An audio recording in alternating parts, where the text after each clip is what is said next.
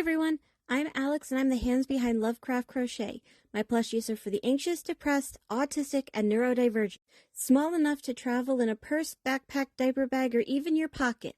You can check out my Facebook page or TikTok to see what patterns are available and stay tuned for the new ones coming out.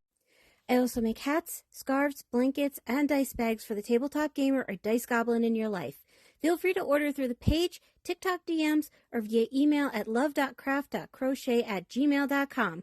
Now, on to the segment. Due to the graphic and disturbing nature of the crimes discussed, listener discretion is advised.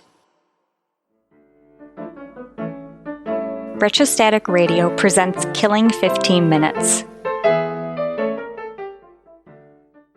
Hello and welcome to Killing 15 Minutes, where you get your true crime fix in 15 minutes or less, or your podcast is free. I'm your writer, Sam Rossi, and shortly I'll be handing over a rough draft of a script to my brother, AJ, who hasn't read it, who's most likely has no idea what we're talking about. This should be fun. Good luck, bro. Thanks, Sam. Today's episode is Jane Toppan, who was born Honora Kelly on March 31st, 1854, to Irish immigrants in Boston, Massachusetts. 1854, huh? We're going all the way back here. Mm-hmm. Her mother died from tuberculosis when she was very young. Her father was known as an eccentric, abusive alcoholic. Later years, it was said to have sewn his own eyelids closed. Well, that's definitely eccentric of him. Very eccentric. In 1860, her father would surrender both Honora and her older sister to the Boston Female Asylum, or an orphanage for poor female children. In November 1862, Honora was placed to be indentured to Mrs. Ann Toppan of Lowell, Massachusetts, as a servant. Not formally adopted, Honora still took the surname to further distance herself from her family. She became known as Jane Toppan. The family had a daughter, Elizabeth, that was on good terms with Jane. Oh, sorry, I'm saying it wrong. Her name should be Jane Toppan. It's from Boston. From Boston. In 1885, at 11, she began training to be a nurse at Cambridge Hospital. Jane was well liked, described as Jolly Jane. She became close with patients. She picked her favorites among the elderly and the very sick. Given that she's a nurse, I think I know how this story ends. During her residency, Jane used her patients for experiments with morphine and atropine. Oh. She would alter the prescribed dosages to see what would happen to the nervous system. She spent considerable time alone with patients, making fake charts, drugging them in and out of consciousness, and would get into bed with them.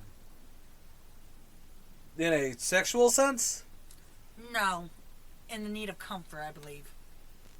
Jane was recommended to Massachusetts General Hospital in 1889. She claimed several victims before being dismissed the following year. She returned to Cambridge briefly before being fired for reckless use of opiates. She became a well-liked private nurse, even with the complaints of petty theft.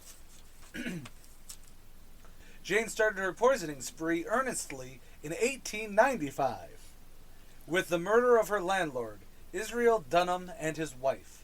Actually, this story did not go the way I thought. I thought she was going to be an angel of mercy. In 1899, her foster sister Elizabeth was dosed by strychnine. They knew about strychnine in the 19th century? And, yeah. In 1901, Jane moved in with the recently widowed Alden Davis and his family. His wife, Maddie, was one of Jane's victims. Within weeks, Davis, his sister Edna, and two of his daughters, Minnie and Genevieve. What happened, Sam? Did they die? Last sentence, second paragraph. They died. Okay. Please see my previous, last 4 episodes, sissy. I'm missing crucial words. You're missing... There's the subject of the sentence, but there's nothing else. You literally just go, John Walsh. Period. The remaining members of the Davis family demanded a toxicology report be done. It showed that Minnie was poisoned. Local authorities assigned a detail to trail Jane. On October 29, 1901, she was arrested for murder. She confessed to 31 murders. The New York Journal printed about the trial. According to the newspaper, she wanted to be found sane so that she could have a chance at release. She maintained that she knew what she was doing the whole time. Alas, she was found insane and committed. Of course she was. She killed people and then didn't find what she was doing wrong. Now, of course, that doesn't mean that she was officially insane, because, a lot of people know what they're doing is wrong. But there's a logical fallacy to it. I agree. In the Barnstable County Courthouse on June 23rd, 1902, she was found not guilty by reason of insanity and committed for life at the Taunton Insane Hospital. She died committed on August 17th, 1938, at the age of 84. Neat. That was a fun little... Well, Lori brought it up to me because one of her ancestors was one of the victims. Don't know which ones. No, that's still neat, though. It was really cool. So shout out to Lori. But it is one of those things that's... Because like I said, there was actually the twist where... Because we've seen a lot of people, especially those who would like using morphine and whatnot on patients. I assumed this was just going to be a... Angel of Mercy. Sort of thing. Or at least a psychopath in a nurse's outfit. Right. And she is.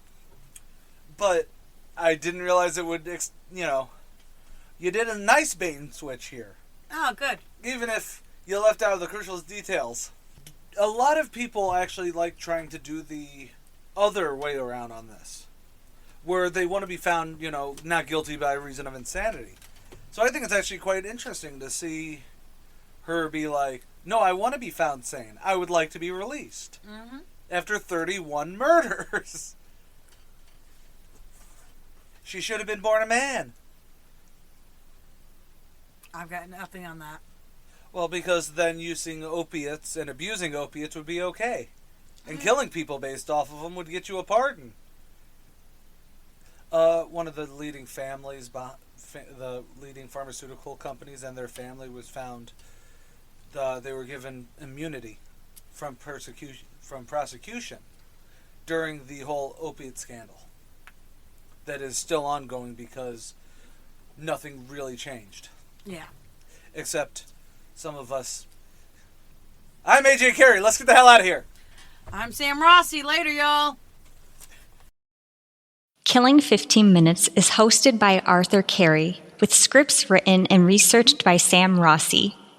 If you like this episode or want to stay updated on this series, consider following Killing 15 Minutes on Patreon or Retrostatic Radio on all major social media platforms.